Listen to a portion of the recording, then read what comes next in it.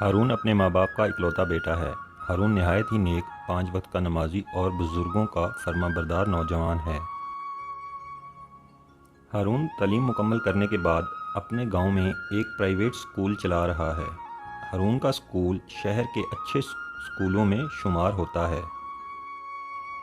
باپ زمیندار ہے اور سکول بھی اچھا چل رہا ہوتا ہے۔ ایک دن ہارون کے امی ابو رات کے کھانے پر ہارون سے اس کی شادی کی بات کرتے ہیں۔ ہارون کہتا ہے کہ شادی تو میں اپنی پسند کی کروں گا، آپ لوگ بس انتظار کریں۔ ہاں، اگر میری پسند آپ کو بھی پسند ہوئی تو ٹھیک، ورنہ جو آپ لوگوں نے پسند کی مجھے منظور ہوگی۔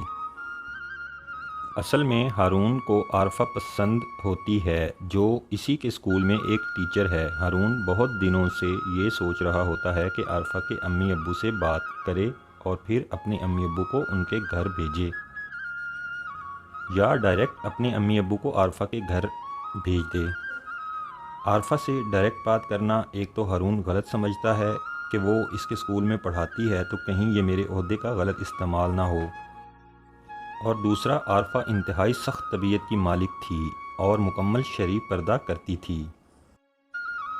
اب وہ وقت آ گیا تھا جب ہارون کو جلدی ہی کوئی فیصلہ کرنا تھا، کیونکہ ابا جی نے بس تھوڑا ہی ٹائم دیا تھا۔ تو ہارون ایک دن سیدھا عارفہ کے گھر پہنچ جاتا ہے اور عارفہ کے ابا جی سے بات کرتا ہے کہ انکل، میں نے والدین کو یہاں بھیجنے سے پہلے خود آپ سے بات کرنا ٹھیک سمجھا کہ اگر آپ لوگوں نے عارفہ کا رشتہ کہیں اور کیا ہوا ہے تو میرے امی ابو کا دل نہ ٹوٹے۔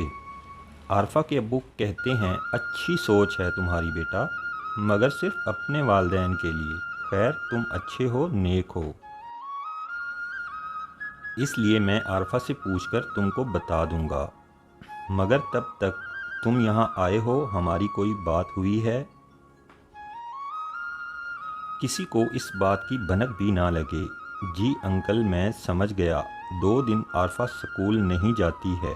ہارون بہت پریشان ہوتا ہے کہ خیر ہو، عارفہ کیوں نہیں آ رہی؟ ہارون چھٹی کے وقت گھر نکل رہا ہوتا کہ عارفہ کے ابو آ جاتے ہیں اور ہارون کو کہتے کہ بیٹا، تم اپنے امی ابو کو کل رات کو گھر لے کر آنا، اور ان کو یہ نہیں بتانا کہ تم پہلے یہ بات کر چکے ہو، یہ بات بس ہمارے بیچ ہی رہے گی۔ اگلے دن ہارون اپنے امی ابو کو لے کر عارفہ کے گھر پہنچ جاتا ہے اور ہارون کا رشتہ عارفہ سے ہو جاتا ہے۔ عارفہ کے امی ابو بہت خوشی سے رشتے کے لیے ہاں کرتے ہیں، مگر عارفہ بہت ڈری ڈری سی رہتی ہے۔ اب چونکہ ایک دوسرے کے گھر آنا جانا شروع ہو جاتا ہے تو یہ بات ہارون بھی نوٹ کر لیتا ہے کہ عارفہ پریشان پریشان رہتی ہے۔ ایک دن ہارون عارفہ سے پوچھ لیتا ہے کہ سب ٹھیک تو ہے؟ آپ کیوں پریشان اور سہمی سہمی نظر آتی ہیں؟ عارفہ کی امی بات بدل دیتی ہے۔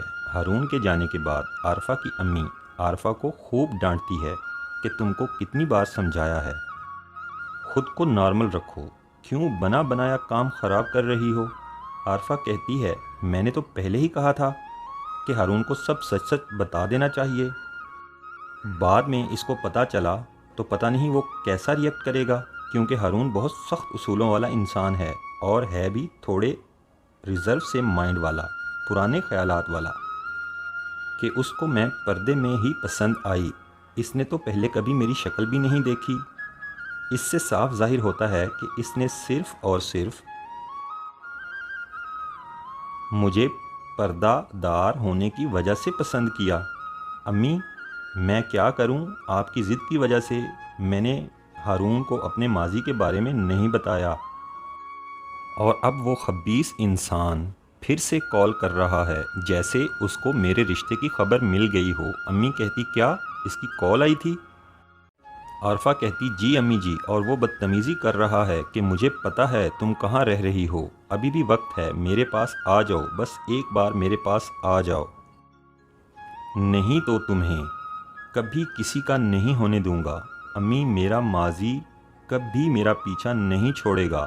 عارفہ روتے روتے امی سے پوچھتی ہے، امی کہتی عارفہ بیٹی تم فکر نہ کرو، میں کرتی اس مکروہ انسان سے بات۔ عارفہ کی امی کال کرتی اور اس لعنتی انسان جس کو سب رنگا کے نام سے جانتے ہیں۔ عارفہ کی امی اس سے گڑ گڑا کے اپنی بیٹی کی خوشیاں مانگتی ہے، مگر وہ کہتا ہے کہ نہیں، تم لوگوں نے میرے خلاف پولیس میں رپورٹ کروا کے غلطی کی تھی، اب بھگتنا تو پڑے گا۔ اور میں جانتا ہوں تم لوگ عارفہ کی شادی طے کر چکے ہو، لیکن سچ جاننے کے بعد کوئی بھی شریف لڑکا عارفہ کو اپنی بیوی کبھی نہیں بنائے گا۔ اور میں آ رہا ہوں وہاں، دیکھتا ہوں کہ تم لوگ کیسے کرتے ہو شادی۔ اگلی قسط کے ساتھ ملتے ہیں۔ السلام علیکم، اللہ حافظ۔ Please like, share and subscribe.